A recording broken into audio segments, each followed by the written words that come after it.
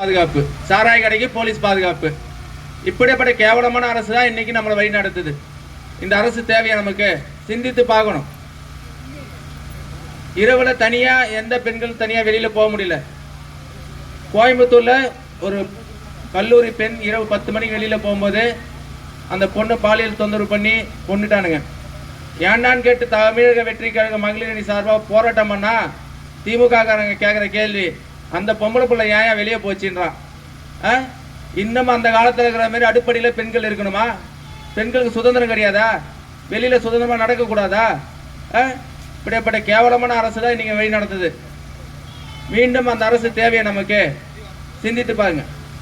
மாநில அரசு அப்படின்னு பார்த்தா நம்ம தொகுதி எம்எல்ஏ அதுக்கு மேலே இடைத்தேர்தலில் ஜெயிச்சு 1 வருஷம் தான் ஆகுது. 34 கோடி ரூபாய் ஊழல் வழக்கு அவர் மேலே. 1 வருஷத்தில் 34 கோடி ஊழல் பண்ணவர் மீண்டும் அதே எம்எல்ஏக்கு இந்த தொகுதியில் சீட்டு கொடுத்துக்கிறாங்க.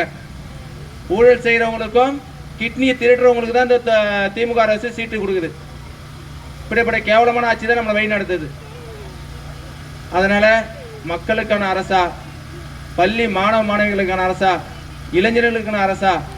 ஏனென்றால் பள்ளி மாணவிகள் சுதந்திரமாக பள்ளிக்கூடம் சென்று படிக்கணும். அது 1ஆவதுலேருந்து எம்ஃபில் வரைக்கும் இலவச கல்வி தரன்னு சொன்ன சின்னம் விசில் சொன்ன தலைவர் தளபதி அவர்கள்.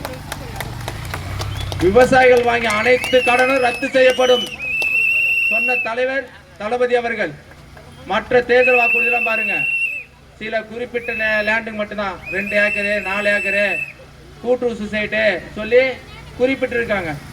அதுபோல இலவச பேருந்து வசதி, தமிழகத்தில் அனைத்து பேருந்துகளும் இலவச வசதி. இந்த பிங்க் அடிச்ச பஸ் எல்லாம் கிடையாது. பெண்கள் சுதந்திரமா அனைத்து பேருந்துகளும் இலவசமா போய் வர வாக்குறுதி கொடுத்த ஒரே தலைவர் வெற்றி தலைவர் தளபதி அவர்கள் தான். வருஷத்துக்கு பாத்தீங்கன்னா 6 சிலிண்டர் இலவசம்.